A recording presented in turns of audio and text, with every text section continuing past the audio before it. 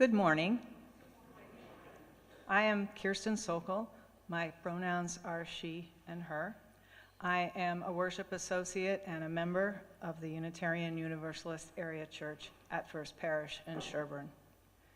Let's just take a deep breath and center ourselves for a minute.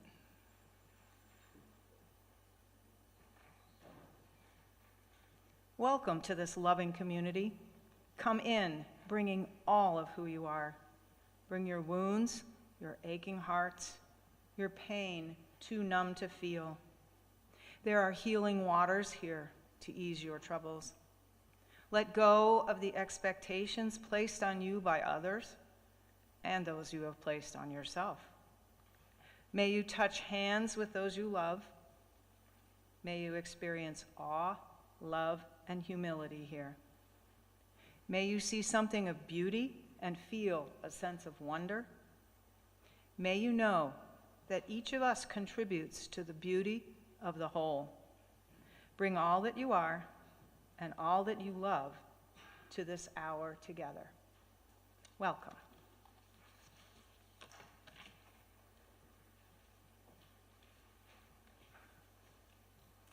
Good morning. My name is Reverend Joanna Lubkin. My pronouns are she, her, and hers. I'm a minister for lifespan learning. Sometimes I never know what's going to come out of my mouth when I open my mouth, but like right now I'm actually losing my voice. So I'm not actively sick, but if it comes and goes, we'll roll with it. And Ian's on deck to hop in if we need be. We want to start by greeting those who are joining us online or watching recording later. The video camera is right up there. Hello, it's great to see you. Thank you for joining us. And give you a few points of logistical welcome here.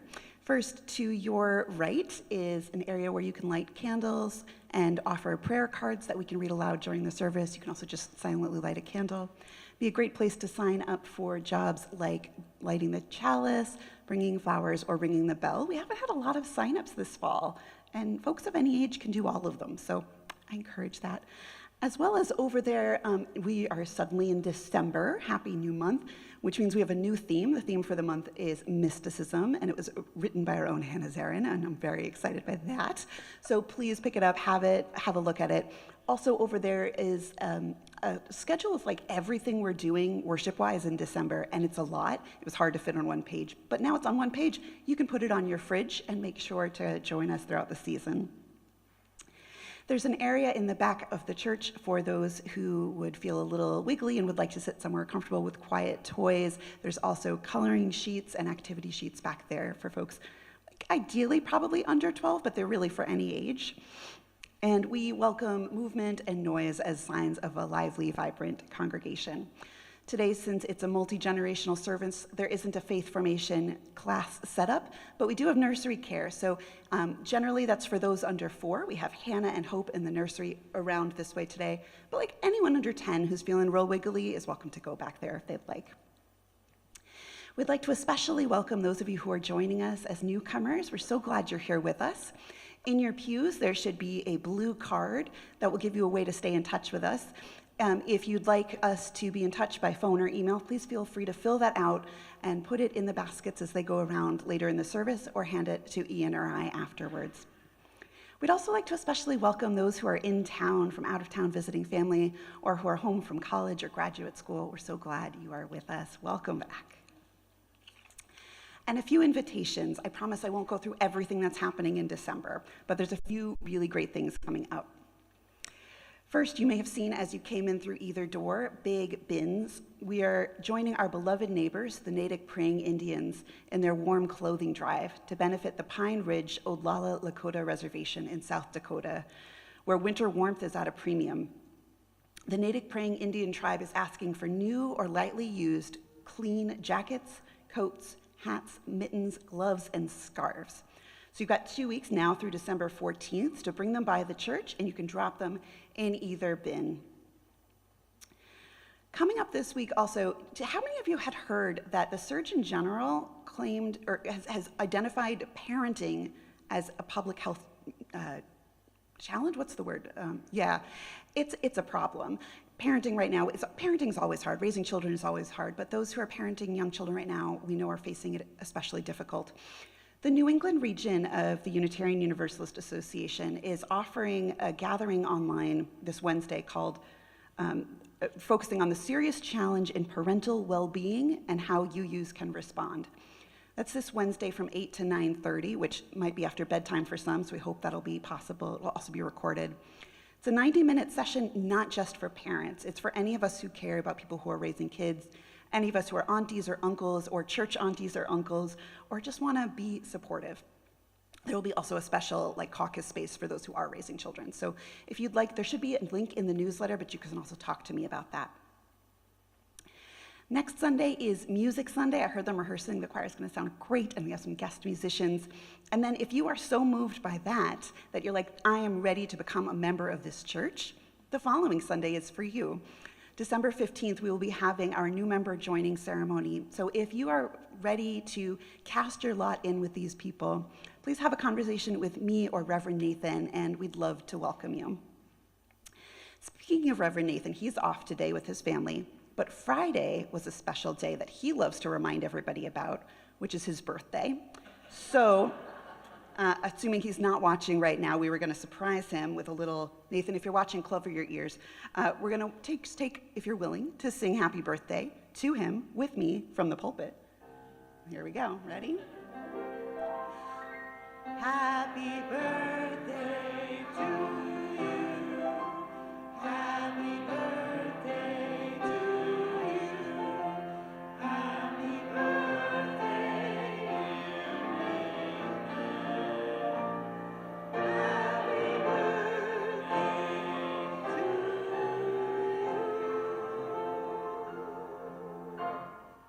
Yay, thank you. Great.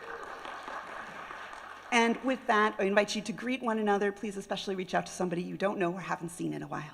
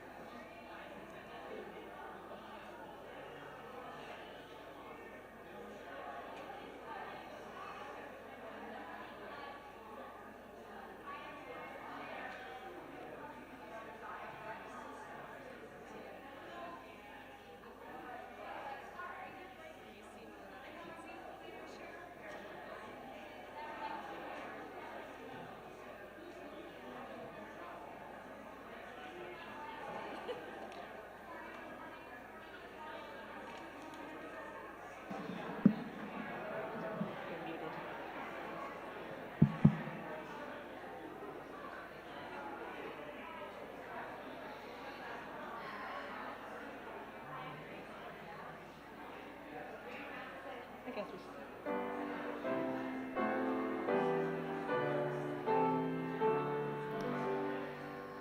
Come to all things, make it mine to feel amid the city's jar that there abides a peace of thine. I did not make and cannot mar. The will to neither strive nor cry, the power to feel with others give. Come me more, nor let me die before I have begun to live.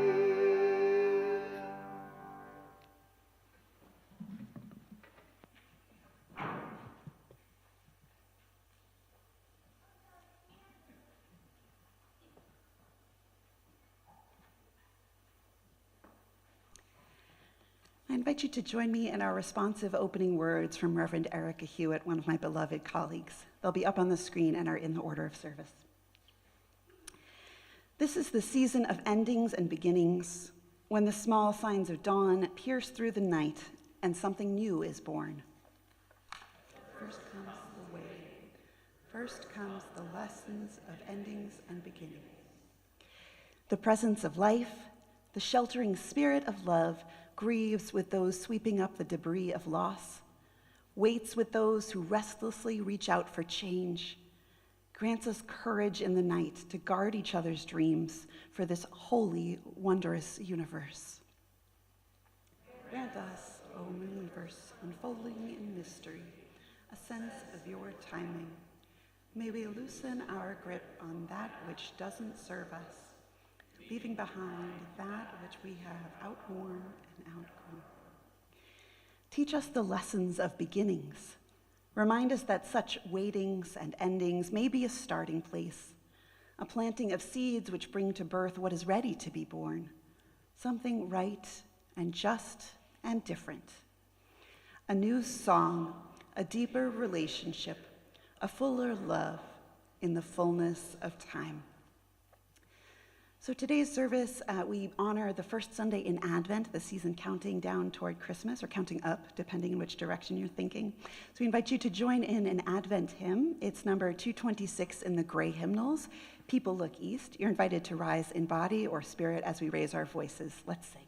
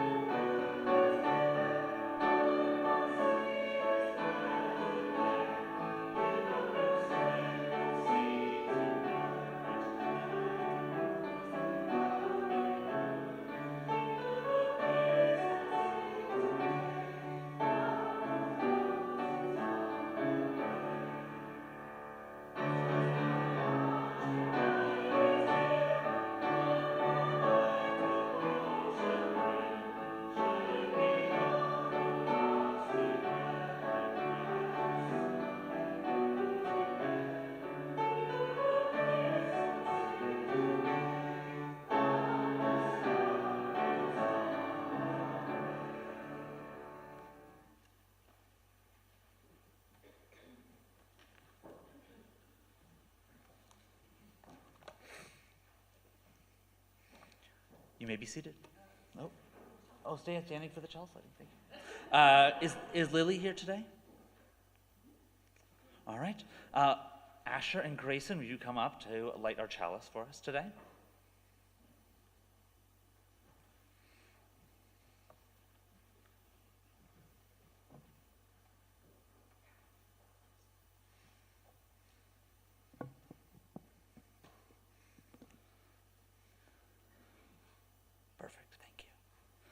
The chalice is the spirit of our Unitarian Universalist faith. The flame is the joy and the love that remains within our hearts. But before you sit down, we also have another candle to light today, our Advent candle. Today is the first Sunday in the season of Advent, which is the Christian tradition in which they prepare for the arrival of Jesus into the world. It is a time to reflect on what it means to be waiting. And from its most ancient origins, Advent has been a time of expectation and preparation. As Unitarian Universalists, during Advent week, what are we waiting for and preparing for in our own lives and in the life of the world? We light candles on each of the 4 Sundays for the season of Advent, for hope, peace, joy, and love. On this first Sunday, we light a candle for hope.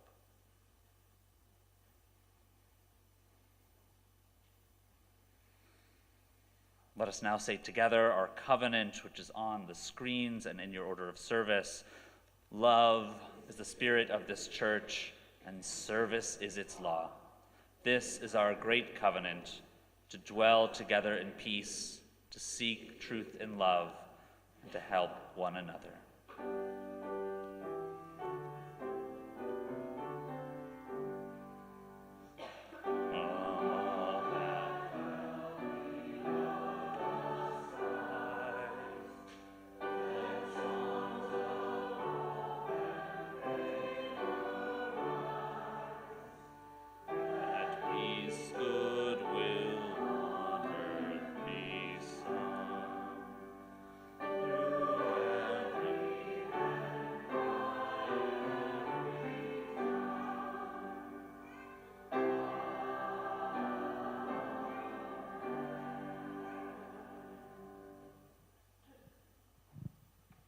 And I would invite anyone who is young or young at heart to join us up here for Wonderbox,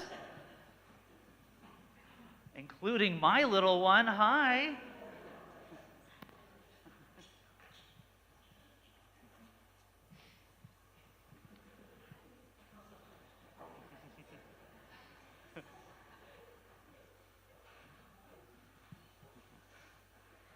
Good morning. Can I get a volunteer to come open the Wonderbox? Yeah.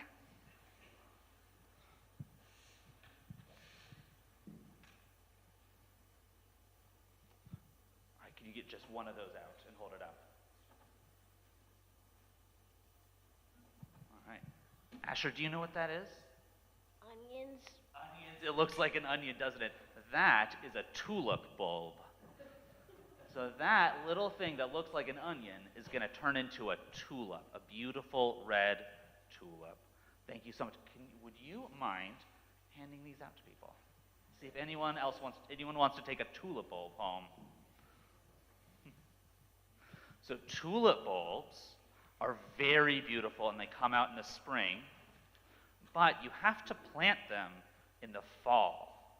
You have to plant them before it gets cold, because tulip bulbs need about 6 to 10 weeks of coldness in order to eventually bloom into a beautiful flower. Now, does anyone remember what this first Sunday is? I just announced it. Yeah. It's Advent. Thank you. Yeah, this is the first season of Advent. And Advent in the Christian tradition is the season of waiting. So in the Christian tradition, it is waiting for Jesus, for his first coming and for his second coming. In the Unitarian Universalist tradition, we're waiting on a lot of things. Are there anything that you're waiting on? Yeah.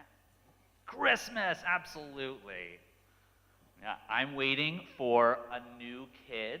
My wife is here. I have a new kid arriving in January. Yeah.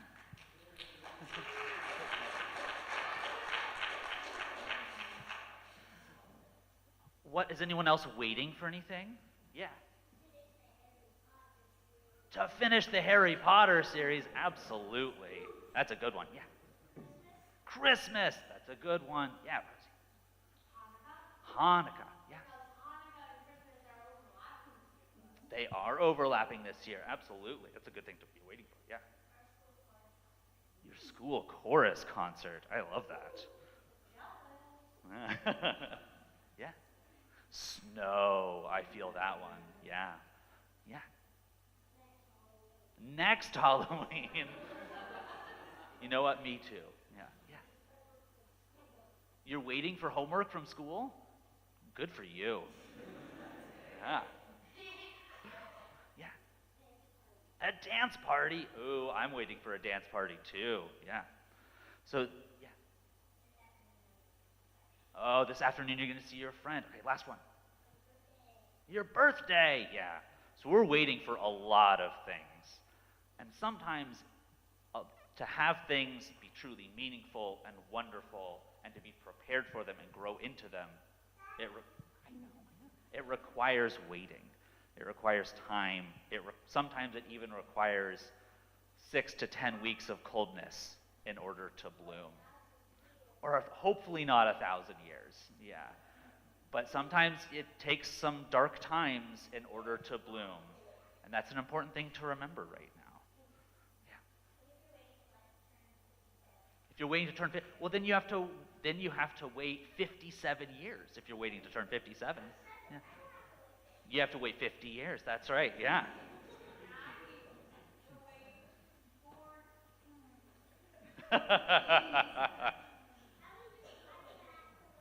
I don't know.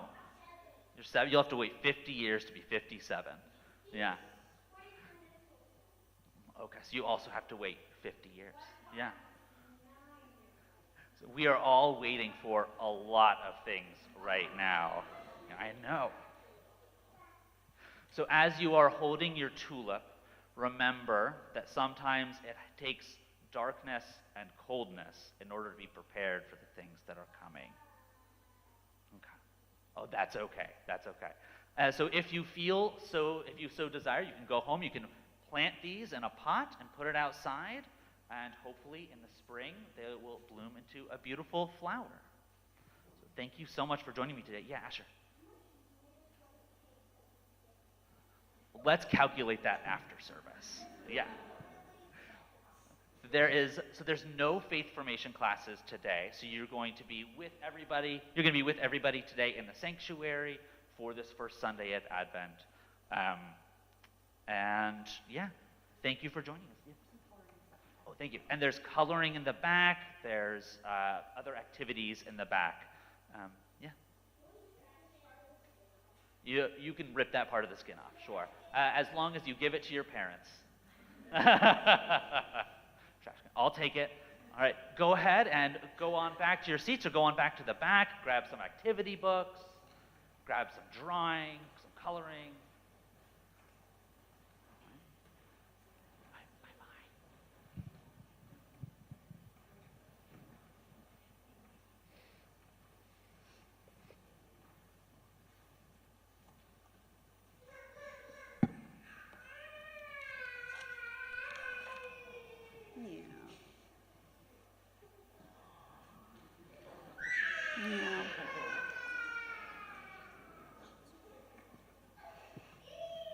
Yeah, we like Ian too. It's hard.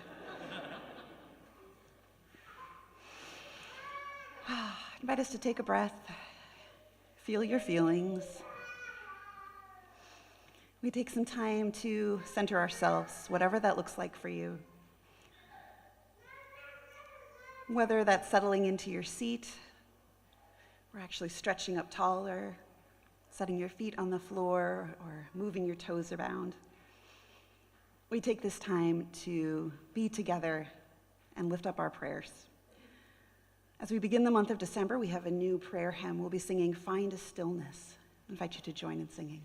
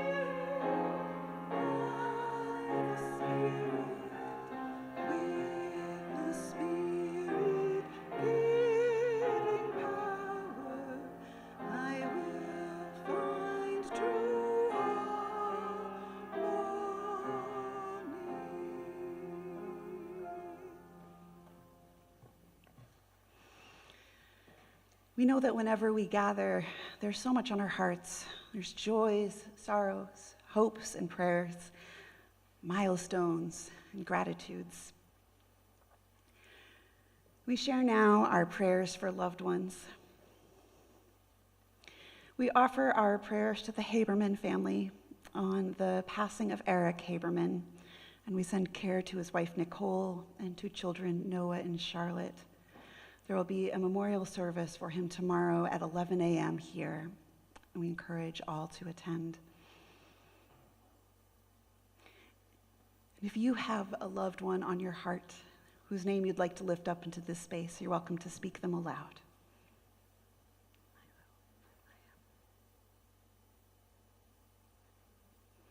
For all those individuals we care for, we light a candle.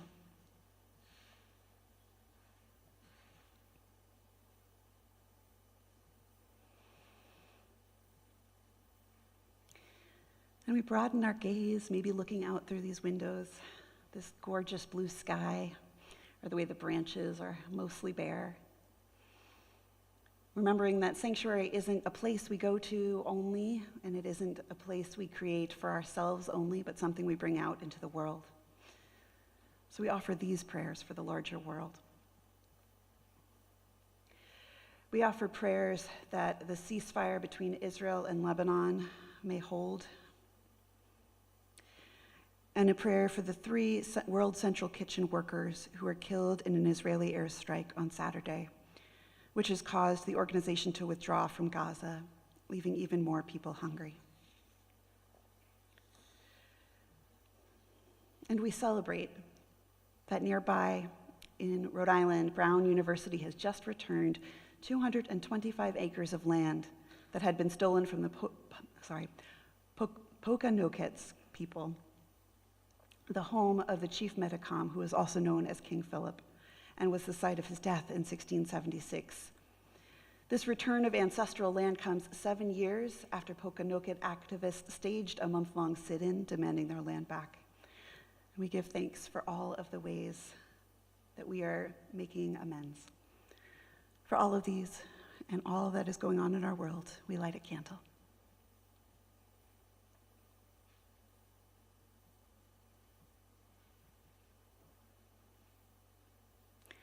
And amid everything, we lift up our hearts in gratitude. Some of you may have had your attention on gratitude a lot this week. Let's do some more.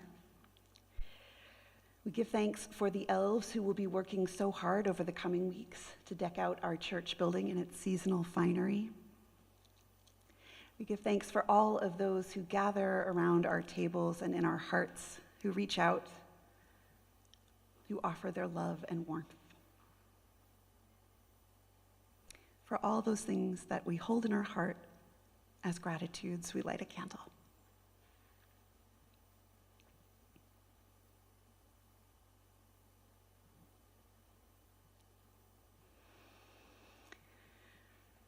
And I invite you to join me in a time of prayer or meditation, first in words, then in some shared silence, and then in music. God of life and beauty, we pray for the quietness of snowflakes, knowing that love can be quiet. We pray for the kindness of small acts, knowing gentleness can be fragile. We're grateful to know that thoughtfulness makes no sound, that compassion leaves wonderfully beautiful traces when we open ourselves to wonder. May ours be a religion which, like the snowflake, goes everywhere in quietness, in love, and with a gentle regard for that which is true and beautiful in us and about us. Let us be together in prayerful silence.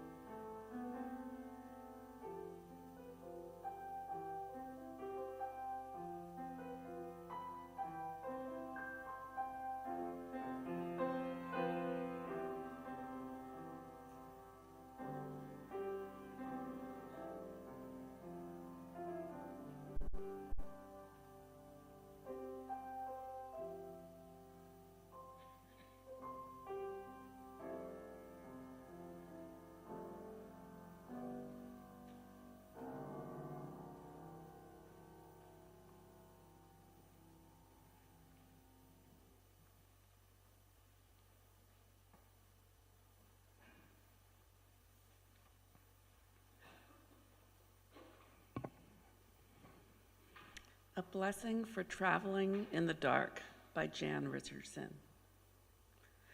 Go slow if you can, slower, more slowly still. Friendly, dark, or fearsome, this is no place to break your neck by rushing, by running, by crashing into what you cannot see. Then again, it is true, different darks have different tasks, and if you have arrived here unawares, if you have come in peril or in pain, this might be no place you should dawdle. I do not know what these shadows ask of you, what they might hold, that means you good or ill. It is not for me to reckon whether you should linger or you should leave. But this is what I can ask for you, that in the darkness there be a blessing, that in the shadows there be a welcome, that in the night you be encompassed by the love that knows your name.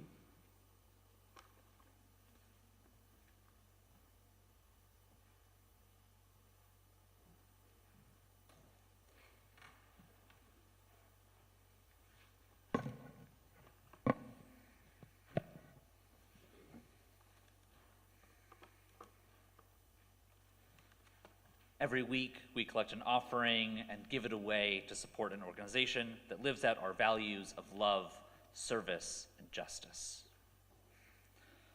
We're able to give 100% of our offering thanks to the pledges of our church, which keeps us going. And this week, in honor of the 37th World AIDS Day, we're collecting an offering for AIDS Action Committee. Founded in 1983, AIDS Action of Massachusetts is a not-for-profit, community-based health organization whose mission is to stop the AIDS epidemic and related health inequities by eliminating new infections, maximizing healthier outcomes of those infected and at risk, and attacking the root causes of HIV and AIDS. Based in Boston and now part of Fenway Health, it is New England's oldest and largest AIDS service organization. You can make an offering by scanning the QR code on the screen or in your pews, or by giving cash or a check as the baskets come around. Thank you for your generosity.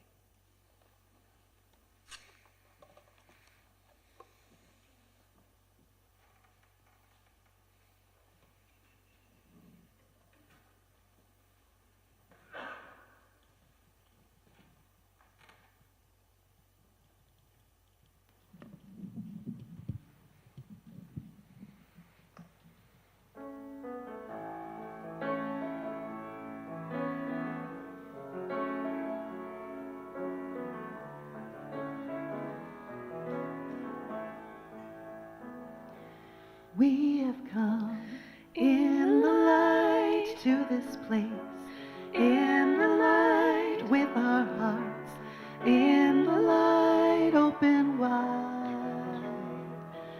We are here in the light, giving voice, in the light to the truth, in the light we define. Let us sing today. Let us learn better ways, showing love in the light, giving hope in the light we create, in the light better days.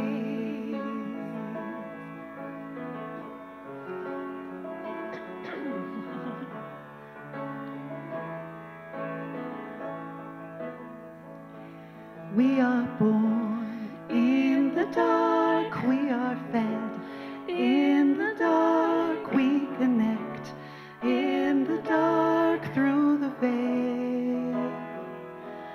We are held in the dark, we are healed in the dark, mysteries in the dark we reveal. Let us sing today. Let us learn better ways, showing love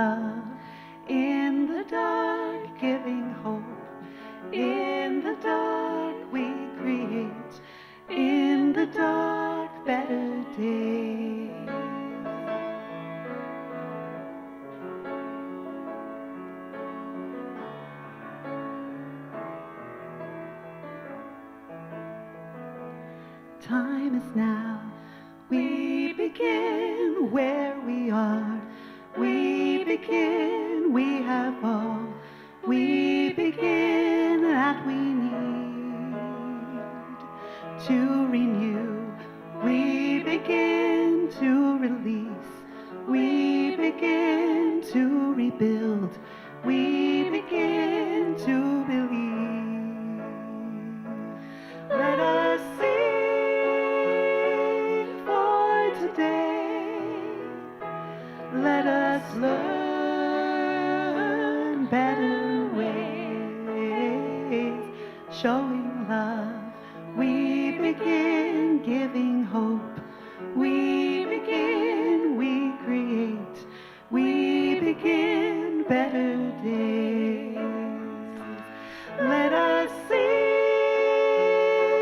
for today. Let us learn better ways, showing love. We begin giving hope. We begin, we create. We begin better days, showing love. We begin giving hope. We begin, we create. We begin better days.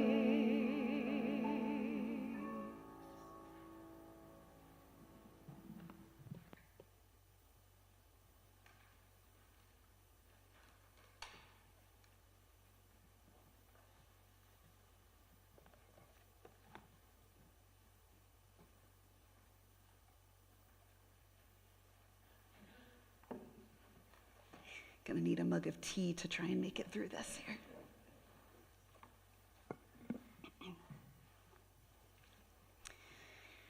The first time that I remember hearing about Advent was in middle school, when I was maybe about 12 years old.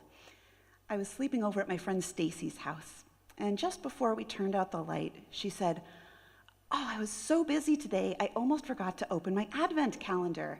But, oh man, I already brushed my teeth for bed." However many years of Jewish education I'd had at that point did not prepare me to compute that equation of toothbrushing plus calendar equals. Stacy was Catholic, and as many of you probably guessed, her family had a practice of giving each of the kids an Advent calendar with little chocolates. Since Advent hadn't featured much in Miracle on 34th Street or the Santa Claus or any of the Christmas specials I'd watched, it was new to me. Stacy explained that to her, Advent is the month that leads up to Christmas, and that an Advent calendar helps keep track of the days, and she was excited that hers had a little piece of chocolate. And then she opened her little perforated paper door on it for that day and placed the little square of chocolate on her night table to eat the next day. I was perplexed, and I have a distinct memory of being incredulous that she wouldn't just eat the entire thing all at once when it was just hanging next to her bed and no one was watching. I said something about this to her, and Stacy said something about self-discipline and anticipation, but I just shook my head and thought, but it is so much chocolate right there. Advent and I didn't really cross paths again until I was a chaplain at Wellesley College, helping to plan their annual December Vespers service. Have any of you been to this? It is gorgeous. It's only a couple towns over. I highly recommend it. It's a gorgeous, free service full of choral music and readings. And the whole thing begins in darkness, with choir members processing down the aisles, holding candles and singing. And it gives me, even now, it gives me goosebumps. And the goosebumps just stayed with me throughout each evening that we did it. It always felt like there's this communal, hushed reverence towards some mystery. I learned so much from the Dean of Religious and Spiritual Life at that time, Reverend Dr. Tiffany Steinwert, who was a Methodist minister and one of my dearest mentors. And in fact, last time I think I sang For Good, which Kathleen offered as that meditation, was singing to her as a goodbye tribute when she went off to Stanford to work. So it's a special place in my heart. But Tiffany helped me understand that this hushed reverence is just the spirit of Advent as she understood it. So for several years, we'd worked together to plan Vespers as a lessons and carols service that wove together contemporary poetry with traditional Christian scripture readings. She helped me understand Advent as a time of sacred waiting. Yes, in the most straightforward interpretation that we've said, it's waiting for the birth of Jesus at Christmas. But she also offered it in more universal terms, as a hopeful, faithful waiting for the world as it could be. And as she always carefully enunciated it, for the kingdom of God, K-I-N, the family of all people. Or as the way Reverend Erica Hewitt put it in our opening words, a reminder that waitings and endings may be a starting place, a planting of seeds or bulbs that bring to birth what's ready to be born, something right and just and different. Tiffany was the first one who introduced me to that gorgeous Jan Richardson poem that Amy read to us. And we used A Blessing for Traveling in the Dark pretty much every year I was there. Friendly, dark, or fearsome, this is no place to break your neck by rushing, by running, by crashing into what you cannot see. I've come to understand this season, whether we think of it in terms of Advent or just the long, dark nights of winter in this part of the world as we move toward the solstice, as a time to slow down, part of the natural world slowing down, a time when rushing and urgency defeat the purpose of holy expectation. Tiffany was the first person I met who was of the tradition in which you simply do not sing Christmas carols before Christmas, because we're just not at that part of the story yet. You don't want to rush to the whole spoiler of Jesus being born. We're waiting. It's expectation. We are traveling in the dark and hoping a blessing will find us. I thought of her when we had our overnight for the coming of age program 2 weeks ago, and the kids put on music and they chose Christmas music mid-November. And I said, okay, great. Let's get in the spirit. And also, let's talk about expectation. I'm taking a few lessons to heart this December, inspired by these ways of honoring Advent. And I invite you to join me in trying on any of these practices that might call to you.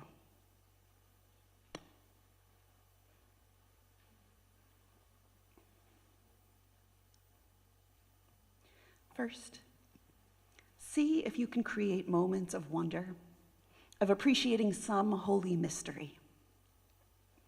Maybe lighting candles in the darkness and seeing the glow of your loved one's face by them. Or drive by the church at night here and see the glow of these candles we have in the windows and the way that the bare branches, shadows wave across the front of the church. It's so lovely. Bring a loved one outside to look up at the stars, or take a thoughtful moment when you're already taking the dog out to look up at the stars. I know that for so many of us, these shortened days really get to us. We are just mammals, after all. But this is an invitation to find ways to honor the dark, instead of trying to forget it or demean it or push through it. Explore the gifts that both dark and light have to offer. As we have written in our monthly theme of mysticism, during a time when it's hard to find a source of light, look to the mirrors in the winter. See how the moon reflects the sun and the snow reflects all light. Number 2, go slow. Slower if you can. For many of us, our calendars are packed full of holiday events and exams and gatherings and planning gifts. And every year, religious professionals invite us to slow down and avoid a consumer rush. It is nothing new, but we do it because we keep needing to hear it. But I won't over-sermon the sermon, as Nathan warns. But this is an invitation to see how, in the midst of all of these things that are important, you might create a little bit of space to savor something on a busy day. Is there something to be cherished, something to linger over, even just for a moment? A little chocolate square, eaten slowly and rapturously. Another beloved mentor of mine, Reverend Kim K. Crawford Harvey, taught me that a spiritual practice is anything you do with care and devotion. Anything. She was fond of saying that when she had 2 young children, flossing her teeth became her spiritual practice. Just those 2 moments alone in blissful solitude with the bathroom door closed, flossing her teeth with care and devotion. Is there anything in our lives that we might bring a little intentional care and devotion to slow down the rush of days? Number 3, notice when feelings of urgency come up. Discern if a sense of urgency is actually the most useful feeling toward which to devote your energy. I know that amongst us we have a wide range of the ways that we've responded to the current political situation, so I'll speak for myself. Leading up to the election, and certainly since, I have been feeling such a sense of urgency. This need to try and take action on all fronts. I feel like I'm basically panicking in all directions. Anybody else have a feeling like sometimes the sky is falling feeling? And actually, I noticed as I was writing this that it sounds in my head very similar in tone to, but there is so much chocolate right there.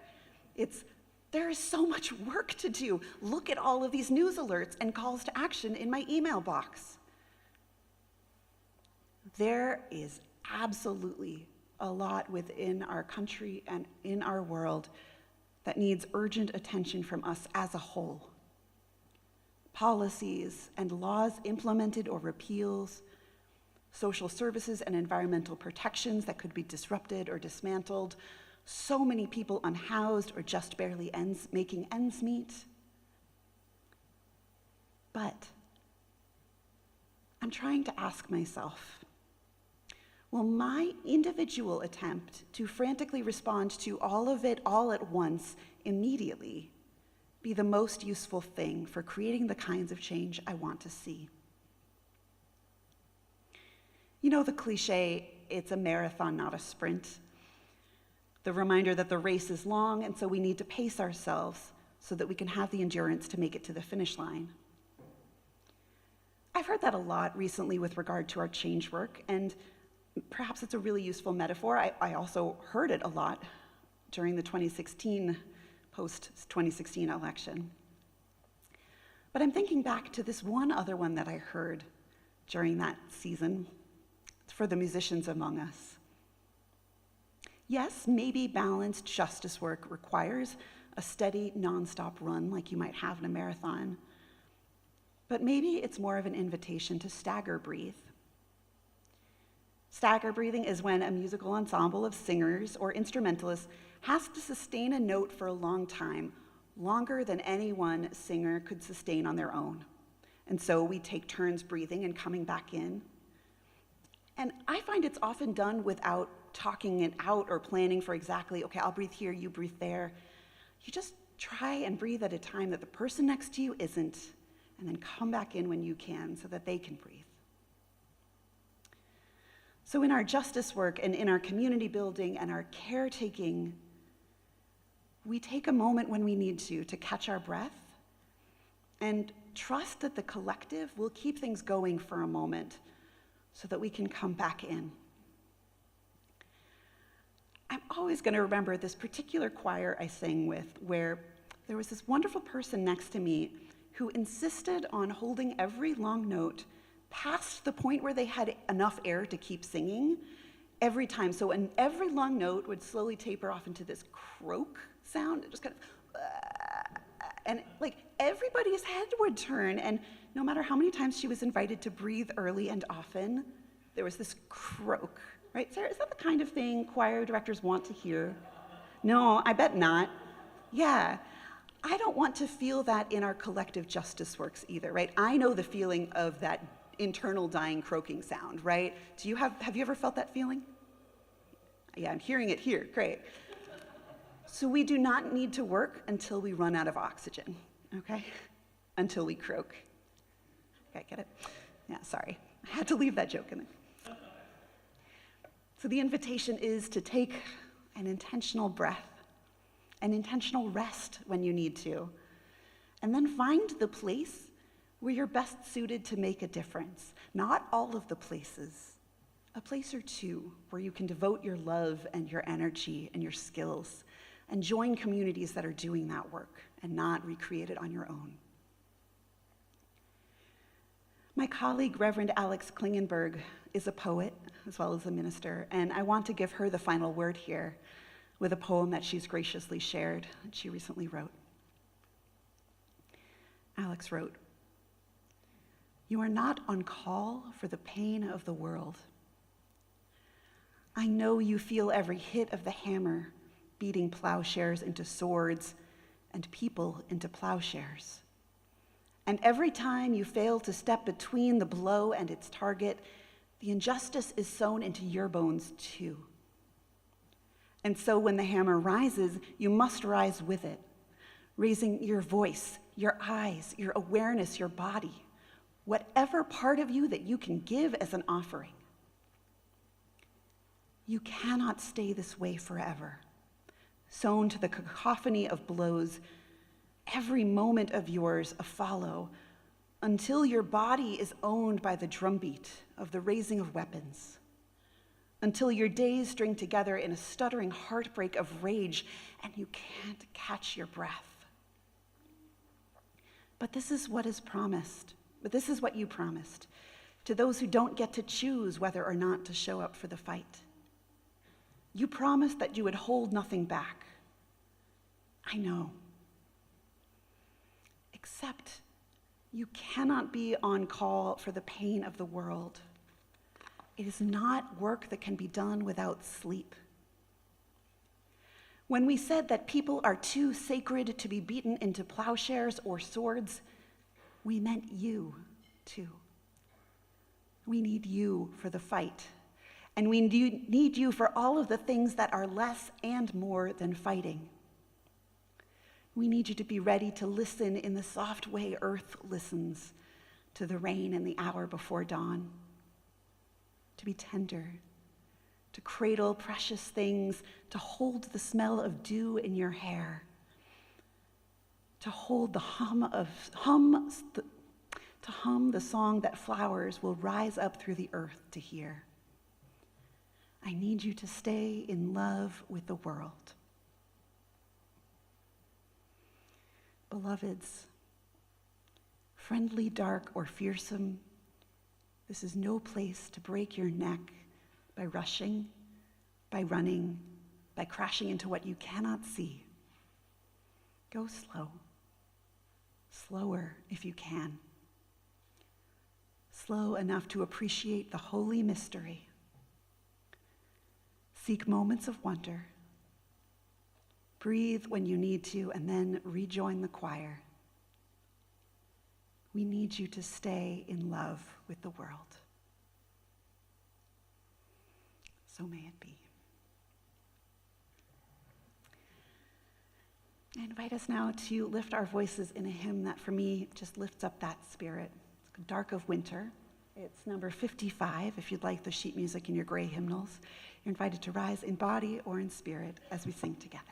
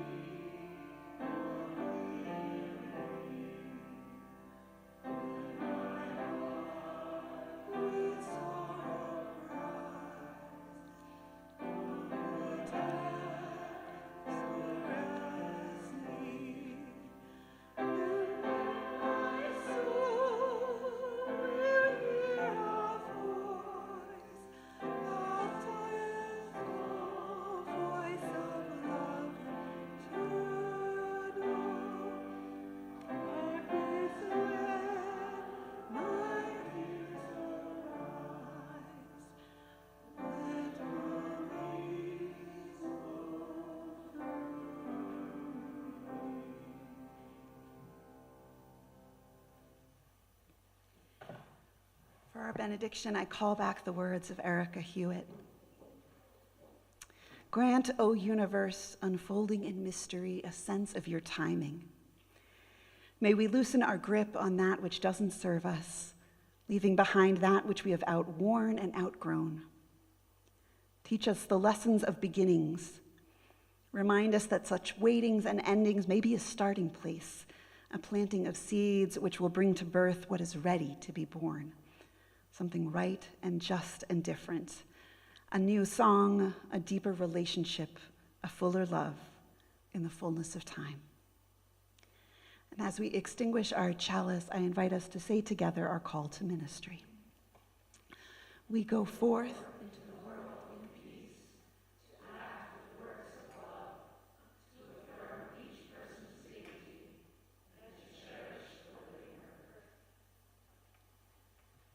We hope you'll join us downstairs at coffee hour by stairs or by an elevator. Go in peace.